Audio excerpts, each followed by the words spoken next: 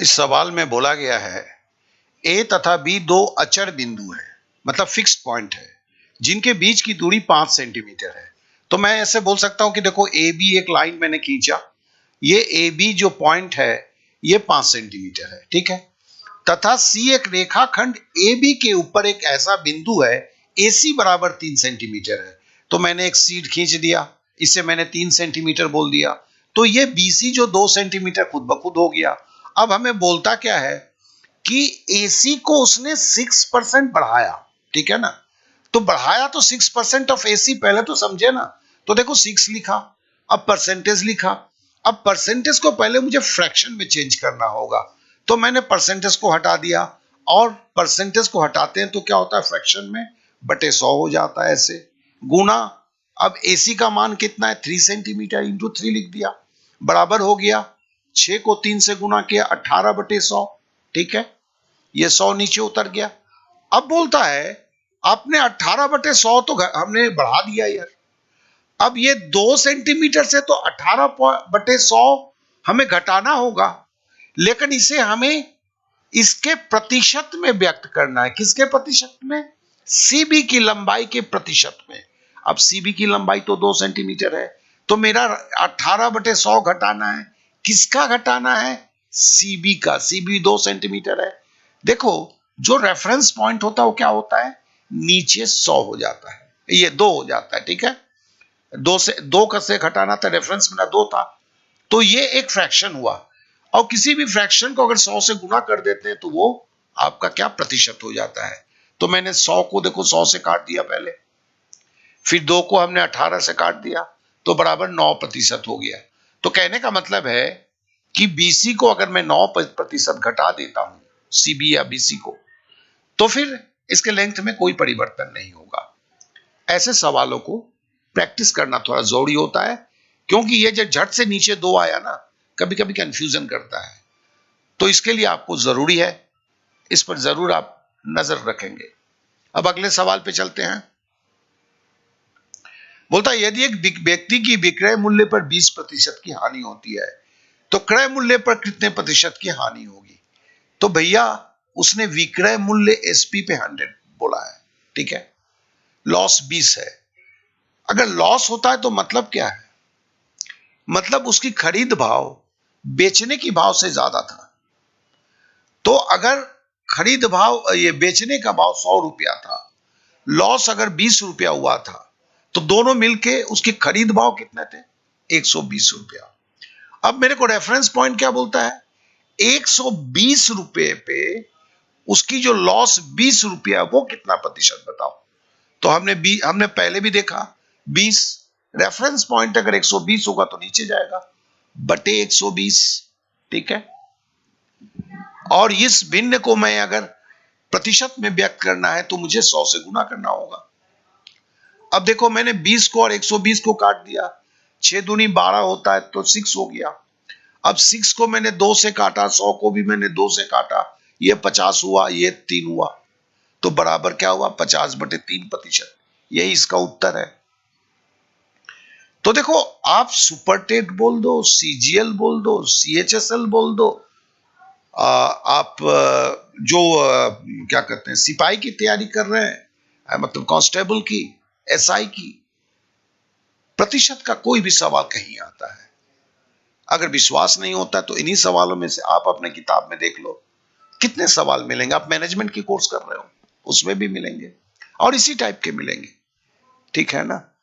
तो ये वो बेसिक्स हैं, वो है जो ऊपर लेवल के होते हैं, कैट वगैरह होते हैं, ये भी यहां से करके ही आपको आगे जाना है। एक बार आप कैट में कूद के नहीं जा सकते हैं, इस चीज से याद रखेंगे। अब चलिए अगले सवाल पे आते हैं। ए की आय बी की आय से 50% अधिक है, ठीक है। ए की आय बी की आय से 50% अधिक है, तो मैं बी को 100 मान लेता हूं। तो ए की आय 50% ज्यादा है, 100 में 50 जोड़ के ए की आय 150 हो गई, तो दोनों की आय कितनी हो गई, 100 बार 150, 250। बोलता है यदि ए की आय में 40% की वृद्धि हुई और बी की आय में 90%, तो बी 100 है, 90% वृद्धि करेंगे तो क्या होगा, 100 में 90 जोड़ देंगे। अब ए का 150 था, उसमें बोलता है 40% की वृद्धि करना है, तो हम क्या लिखेंगे, ए 150 गुने 40% वृद्धि करेंगे तो 100 में 40 जोड़ेंगे। ध्यान देंगे, सीधा 40 नहीं आएगा, 100 में 40 जुड़ेगा तो 140 होगा। प्रतिशत हुआ, अरे प्रतिशत को तो हटाना है भैया, फिर हटाया, फिर बटे 100 कर दिया, ठीक है ना। अब इस शून्य से ये शून्य काटा, इस शून्य से इस शून्य को काटा, तो मतलब 15 को 14 से गुना किया, मतलब 210 हो गया। अब बी 190 है, ए 210 है, तो ए प्लस बी कितना हो गया, 400। 190 प्लस 210 400। अब मेरे को बोलता क्या है, उनके संयुक्त आय में कितनी प्रतिशत की वृद्धि होगी। तो मेरा कहां से वृद्धि होगी, 250 से 400 हुआ है, तो मेरा रेफरेंस पॉइंट क्या है, 250 से वृद्धि। ध्यान देना, यही सबसे इंपॉर्टेंट है। और रेफरेंस पॉइंट नीचे चला जाता है, 100 कितनी की वृद्धि हुई है, 400 से 250 घटाएंगे तो 150। रेफरेंस पॉइंट मेरी क्या है, नीचे का 250 है, और ये भिन्न को मैं प्रतिशत में करूंगा तो क्या है, 100 से गुना कर दूंगा, ठीक है ना। अब काट कूट करते हैं, 25 छक्के 150 एकदम सीधा मार दिया, और 60 10 60% हो गया। तो इस तरह से 60% की वृद्धि हुई। तो देखें, ये जो मैं सवालों को बोल रहा हूं, इस पे एक चीज को जरूर याद रखेंगे कि प्रैक्टिस बहुत जरूरी है, ठीक है ना। और ये प्रैक्टिस, रिकैपिचुलेशन, ये सब कैसे होता है, आप हमसे जरूर पूछ के जान लेंगे तो इतने सारे सवालों को इतने फास्ट रिवीजन करेंगे कि आप खुद आश्चर्यचकित हो जाएंगे। चलिए अब अगले सवाल पे चलते हैं। नीलम अपनी कुल आय का 20% मकान के किराए पर तथा शेष का 70%। नीलम spades 20% of her total income on house rent and 70% of the rest on household items। देखो, रेस्ट, शेष कहने का मतलब क्या है, 20% और 70% ऑफ 80%। शेष कितना है, 20%। अगर 100 से घटा दोगे तो 80% होगा। अब हमें पता है 70% 80% को फ्रैक्शन परसेंट लगाऊंगा, हटाऊंगा तो क्या करेगा, 2 शून्य आएगा, ठीक है। अब इस शून्य से इस शून्य को काटा, इस शून्य से इस शून्य को काटा, 7 8 56 और 20, 56 और 20 क्या हुआ, 76%। अब देखो, 76% वो खर्च करता है और 3600 रुपए की बचत होती है। बचत क्यों होती है, आय ज्यादा है, खर्च कम है, तभी तो बचत होती है। तो मतलब हम आय 100% था, खर्चा 76% हुआ, जो बचत कितना हुआ, 24%। 24% बराबर 3600 रुपया। अब देखो, यहां एकिक नियम हम इस्तेमाल करेंगे, यूनिटरी मेथड। तो हम पूछेंगे कि दिल से कि 1% बराबर क्या होगा, तो 24% अगर 3600 है, 1% जरूर कम होगा। कम का मतलब क्या होता है, भागा। कम का मतलब डिवीजन, तो हम 24 नीचे कर देंगे। अब 100%, अब काट लेते हैं, चलो हम काटे, 12 दूनी 24, 12 तिया 36, 300 हो गया। फिर इस 2 से काट दिए, 300 को काटे, 15 दूनी 30 मतलब 150। अब 1% बराबर 150 है, 100% बराबर, देखो 1 के पीछे 2 शून्य बराबर, यहां भी क्या होगा, 150 के बाद 2 शून्य लगा देते हैं, बराबर ये 15,000 रुपए हो गए। ये 15,000 आपका जवाब हुआ। तो देखें, थोड़ा सा फास्ट करने के लिए थोड़ा सा कुछ हल्का सा मैं कोशिश कर रहा हूं, और हम अभी 14 सवाल कर चुके हैं, तो नेचुरली आप भी बहुत बार चीजें आ चुकी हैं। आप देखोगे मोटा मोटी एक ही चीज मैं कर रहा हूं, बातें वही है, सवाल के हिसाब से थोड़ा सा चेंजेस होते हैं, उस पर आप नजर बनाए रखेंगे और जैसे मैं बोलता हूं रिवीजन करेंगे तो कोई दिक्कत नहीं होगी, आप मास्टर बन के निकलेंगे। चलिए अब अगले सवाल पे चलते हैं। बोलता है किसी कॉलेज के छात्र और छात्राओं के अनुपात 3:2 है। यदि छात्रों के 20% तथा छात्राओं के 25% वयस्क हैं, मतलब एडल्ट हैं, तो उन विद्यार्थियों की प्रतिशतता जो वयस्क नहीं है, जो मतलब एडल्ट नहीं है। तो पहले इसने क्या बोला है, मेल और फीमेल, ठीक है ना, मैंने ऐसे लिख दिया, बराबर क्या है 3/2 किया हुआ है, ठीक है। तो ये तो सवाल में ही दिया हुआ है, ठीक है, मैंने 3/2 कर दिया। अब देखो, जब मेरे को प्रतिशत निकालना है 3 है, तो फिर मैं काम करता हूं यार।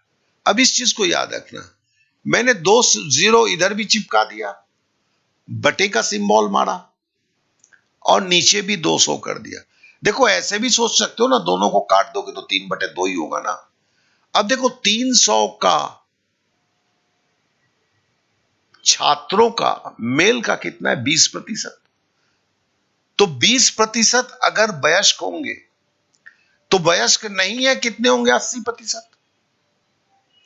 उसी तरह अब देखो, हम जानते हैं क्या 80% हट जाएगा बटे 100 होगा, इस 100 के 2 शून्य 2 शून्य हट जाएगा तो बराबर 240 होंगे।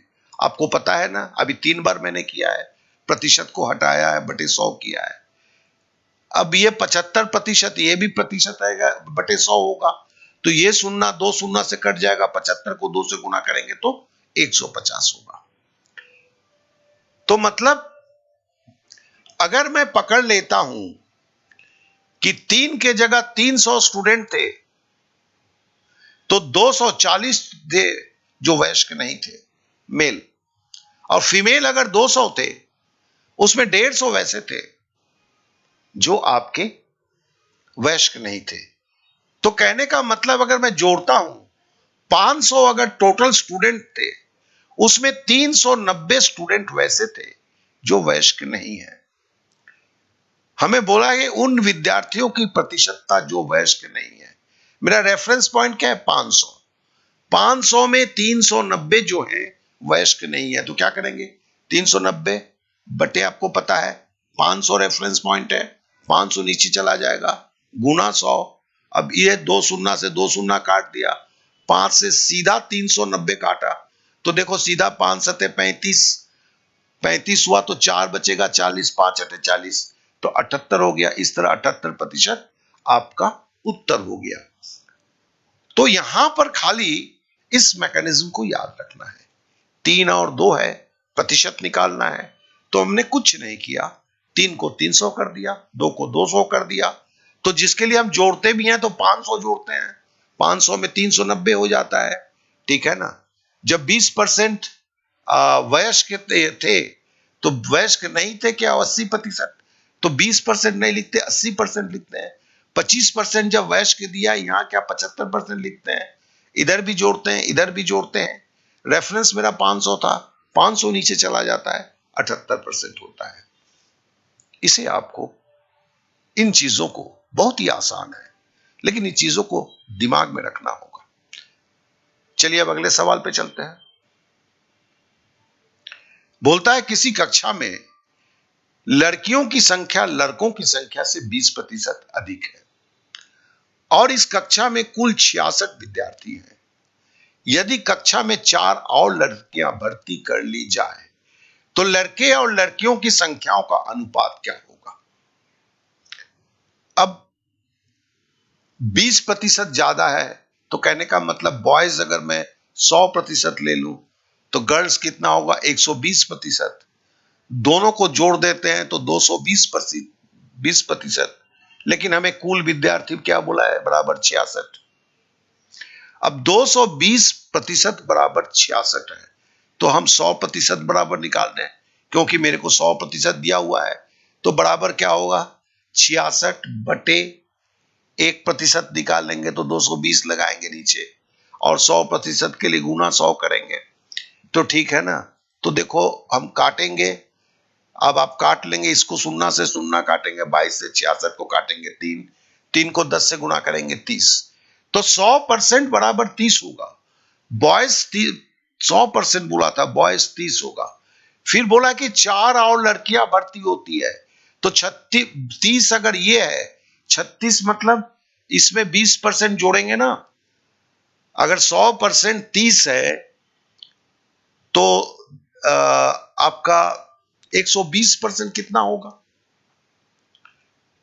अब इसे आप जरूर कर सकते हैं, नहीं कर पा रहे हैं अगर, तो मुझसे पूछेंगे जरूर, ठीक है ना, क्योंकि आपकी एक्सेस मेरे पास है तो मैं इसे अलग से कर दूंगा, लेकिन अब ये हो जाना चाहिए आपसे, ठीक है ना। आप अगर नहीं होता है तो सिंपली एक एक नियम कीजिए। 100% बराबर 30, 1% बराबर 100, 30/100, 120% बराबर 30/100 गुना 120, तो देखेंगे 36 आएगा। लेकिन इसे मुजबानी करना, क्या कि हम करते हैं जीवन में, तो 36 और 4 जोड़े तो कितना हुआ? 40 हो गया। अब क्या कि लड़की 40 है, लड़के 30 है, हमें रेशियो के लिए बोला है। रेशियो में कौन ऊपर है? बॉयज एंड गर्ल्स, बॉयज ऊपर है, गर्ल्स नीचे है। बॉयज का 30 है और गर्ल्स का आपका 40 है, तो बराबर क्या होगा? शून्य शून्य कट जाएगा, 3:4 होगा। तो यही इसका उत्तर हुआ। तो आशा करता हूं कि आप अच्छी तरह समझ गए होंगे, यहां पर भी कोई प्रॉब्लम तो हुई नहीं होगी, ठीक है ना। चलिए अब अगले सवाल पे आते हैं। एक वस्तु के 10% की दर से ह्रास होता है। An article depreciates at the rate of 10%। यदि वस्तु का वर्तमान मूल्य 729 है, देखो दाम उसका घट रहा है, हर साल 10% करके घट रहा है, तो 3 वर्ष उसका पूर्व मूल्य क्या था? देखिए बेसिकली ये हम कंपाउंड इंटरेस्ट के सवाल को करने जा रहे हैं। मशीन की डेप्रिसिएशन की जो हिसाब है अभी हम प्रतिशत में कर रहे हैं, बेसिकली ये कंपाउंड इंटरेस्ट के एक पार्ट को हम कर रहे हैं। तो देखो 729 तो दाम है। अब पहले साल की घटना क्या थी? अगर 10% घटा था तो 100 रुपए का 90 रुपया हो गया था, ठीक है ना। हमें क्या करना है? हमें 729 से ज्यादा चाहिए या कम चाहिए? तो हमें तो ज्यादा चाहिए। तो हमारे पास क्या है कि 100 और 90 है, तो हमने 100 को ऊपर रखा, 90 को नीचे रख दिया। ये 1 साल हो गया। ध्यान देंगे कंपाउंड इंटरेस्ट भी इसी तरह चलेगा।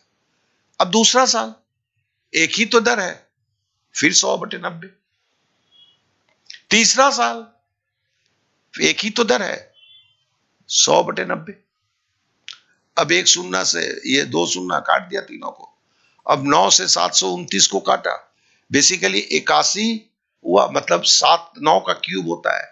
अब 81, फिर 9 काटा 81 को, तो 9 हुआ। फिर इस 9 को जो है इस 9 से काट दिया, तो अब 10 को 10 से गुना करेंगे 100, 100 को 10 से गुना करेंगे 1000 होगा। तो मतलब 1000 रुपया उसकी पहले मूल्य था। 3 सालों तक 10% लेस होते होकर वो 729 रुपया हो गया। तो कितना छोटे में बनता है, और कर क्या रहे हैं? वही काटना पीटना कर रहे हैं और कुछ नहीं कर रहे हैं।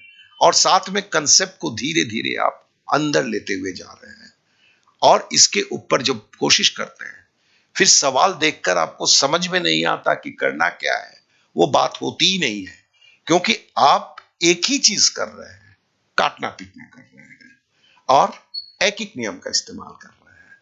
तो आपको सवाल देख के ही याद आता है कि आपको एक्स तो लेना ही नहीं है इसमें, तो तुरंत आपको कहीं कंफ्यूजन कम हो जाता है ऐसे में। अब चलिए अगले सवाल पे आते हैं। 42 छात्रों की कक्षा में 18 लड़कियां हैं। कक्षा में कुल छात्रों में से लड़कों की प्रतिशत क्या है? अब बोला कि देखो टोटल स्टूडेंट 42 है, लड़कियां कितना 18 है, तो लड़के कितना होंगे? 42 से 18 घटा दिया 24। अब मुझे क्या बोल रहा है? बोल रहा है कि स्टूडेंट्स, कुल छात्रों में से लड़कों का प्रतिशत क्या है? तो छात्र तो 24 है, और मेरी रेफरेंस लाइन क्या है? स्टूडेंट है, तो बटे 42। और ये एक भिन्न है, इसे प्रतिशत में मुझे देना क्या कि जवाब प्रतिशत में है, तो गुना हमने 100 कर दिया। अब देखो हम 6 से काटेंगे, 6 सते 42, 6 चौके 24, तो बराबर क्या हुआ 400/7 हुआ। ठीक है ना।